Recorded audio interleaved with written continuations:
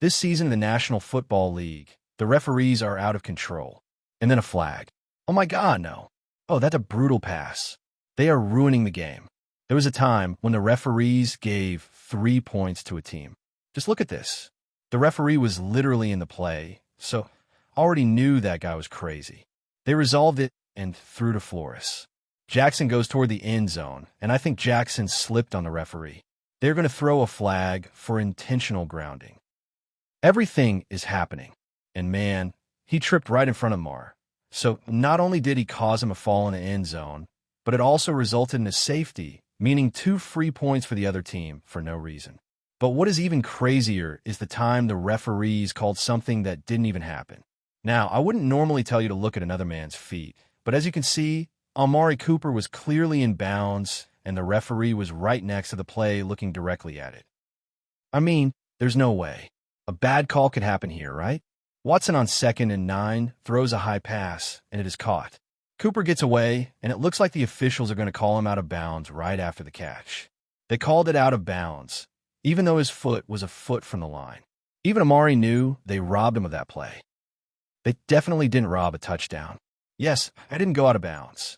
I knew I didn't go out of bounds. The referees admit the error after seeing the replay. I heard the referee apologized. Wait, the referee apologized, and that's it? The guy just got over it. No, brother, if that had happened to me, the next time I saw that referee, I would have been like losing by a run. John runs across the field. At least the referees only made one mistake that time, and it didn't cost the Browns the game. There was an incredible moment when the referees made 3 mistakes on a single play, which caused the Vikings' loss. I never imagined hearing the referees correct their decisions and then change them to incorrect ones, until it happened when the Vikings were down by 7 points with a few minutes remaining. They were trying to drive the whole field to pull off a miracle and tie the game against one of the best teams in the league. But on 4th down, what could have been their last play of the game, they had no choice and went for it. Someone needs to make a play. Here comes. He simply throws the ball in the air, and here comes a pass interference foul against Smith. We can't believe it. Yes, that pass was incomplete, but the referees threw their flags and made the correct call. Or so I thought. As you see in the play, the guy had his hands on the receiver's jersey before receiving the ball, which is not allowed. Easy to call pass interference. The pass was a central topic for the commentators, since if it had been deflected, they wouldn't have thrown any flag.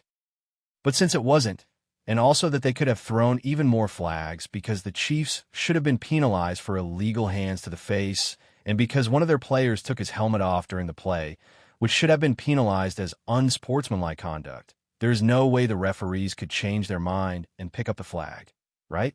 Clearly the referees were onto something, because after discussing the play, they changed their mind. No pass interference foul. 1st and 10 for Kansas City. With so much evidence, it was impossible that the Chiefs weren't in their parle after that ridiculous decision. That decision gave them the ball and led them to win. All that is crazy, but it wasn't as serious as when Ross made one of the worst decisions that cost the team the game and their jobs. One of the worst decisions I've seen not only cost the team the game, but also the referees their jobs.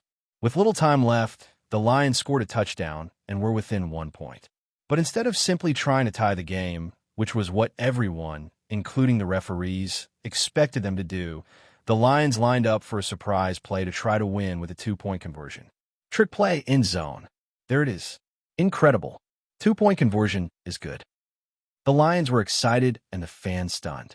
A fan noticed he was wearing a hat for no reason, and the Cowboys players looked like they had seen a ghost. No one, not even the referee, believed what happened, so they threw a flag. What else could he do? So the decision is illegal touching. The referees say the guy who caught the ball, Taylor Decker, was an offensive lineman, and big guys like him normally can only block players unless they notify the referees before the play that they are going to be eligible receivers. The replays did show that the guy clearly talked to the referee before the play, and maybe he was secretly flirting with him or something, but being honest, I'm sure that in that situation, he was just telling him that he was possibly going to catch the next pass. Well, but the referee said he didn't report that, so when the guy caught the pass to win the game, it didn't even count. After that decision, I literally thought the Lions coach was going to kill someone. I mean, this guy was losing his mind. Even so, the Lions lost and the referees were exposed on live television. This is a huge mistake, but what bothers me most is that we are blaming the players. Stop. The players did everything right, so stop blaming. Stop covering for someone's back and tell it like it is. Be a man and take responsibility. The National Football League announced that the referee who made that bad call along with his crew that night would not be able to officiate in the playoffs this year because they were fired. Justice was served. Get those refs out of here, man. But as confusing as that whole situation was, I'm going to be honest, the referees only get worse. I mean, what if I told you that this ball that is clearly on the ground, I mean, you see it, right? This was declared as a catch. It sounds impossible. And to top it off, the referees ruined a team's Christmas Eve right on a holiday. All for a senseless decision with the game on the line here in this play. 3rd and 4, pressure contained. Low pass, goes to Dobbs, and he caught it. That guy caught that. From my perspective, it was incredible. I can't lie. It was so incredible that the affected team threw the red flag. Now things were getting serious. They challenged that the catch shouldn't even count because he was very close to going out of bounds. But upon analyzing the situation more thoroughly, a completely new problem arose. Coming down, he was bobbling the ball and never controlled it, so it would be an incomplete pass. As you see, his right foot didn't touch the ground until the ball did. To summarize quickly, ball plus ground equals no catch. Even the commentator thought my math didn't add up. Dobbs had control of the ball when he fell to the ground, and then while turning over, the ball seemed to come loose. He has control. While he turns, you see the ball come loose there.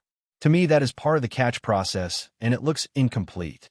Although I, and others believe this was incomplete, our opinion didn't matter. We had to wait for the referee's decision on whether they would change the complete pass play. And well, after the review, the call on the field stands. Carolina gets the first timeout of the half. At that moment, I thought that messing up one play wasn't that serious. I mean, it's not like it gave them the chance to win the game right then, or anything. Oh wait, 32 yards. Got it. Yes, the referees again gave a team the win. But being sincere with you, brother, the referees don't just ruin games or give away free points recently. They even ruined one of the best plays in the history of the National Football League. They are ruining the game. 8-0-0, that's what the headline said. The situation was strange because technically the referees made the right call. If Patrick Mahomes agrees, the referees clearly messed up. It's the decision, brother. Right at that moment, what was going to happen in the game was rare to see. Offensive offsides, players always line up at the line of scrimmage, so they should throw the flag. If we are honest, they only called that on them once in 2021, twice in 2022, and in 2023. The players were offsides without it being signaled. Now that's fine. I know what you're thinking, friend. How? What on earth does all that have to do with Mahomes? The Chiefs? Or anything I was talking about before? Are you an idiot? Well, calm down, friend, I'll explain. The referees, for some reason, decided that now they did care about calling that. And right at the worst moment. A moment that became one of the best plays in history. I don't think they're going to stay back constantly. Here they come again, flag on the line of scrimmage while they throw the pass to an open Travis Kelce, who throws it back to Tony. Oh my God, this goes to. Kelce made one of the craziest plays. He caught a pass from his quarterback, ran between two defenders, then took the quarterback roll and allowed his teammate to score a touchdown. Dang, I already knew that play had Taylor Swift excited somewhere. Everyone noticed the flag on the field when the referees saw that something crossed the line. Kadarius Toney. He was over the line before the play started. And if you forgot all my annoying chatter from before, something as small as being just a few centimeters off almost never gets called, especially when that literally had no effect on the play. The guy was over the line several times in the same game, and they didn't call any. This time the referees called offsides. So you know how social media works, friend? They were angry, and that's why they made memes of the guy like this. They said that's how far you would pass the line in your car at a red light.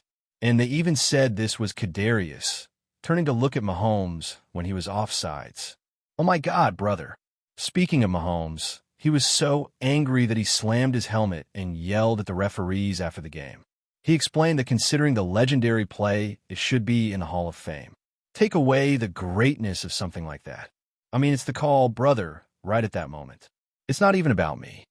It's just that I know how much everyone puts into this game, and for that to happen because of a flag, that it changes the result of the game in that moment. I played 7 years, and that had never happened to me. They had never called offensive offsides. Let us play, and let what has to happen, happen. It's tough, brother. And like I said, that is a Hall of Fame tight end. Making a Hall of Fame play that isn't going to be shown because they threw a flag for offensive offsides. This affects not only this game and season, but also the legendary career of Travis. And that hurts me because I know how hard he works to achieve it.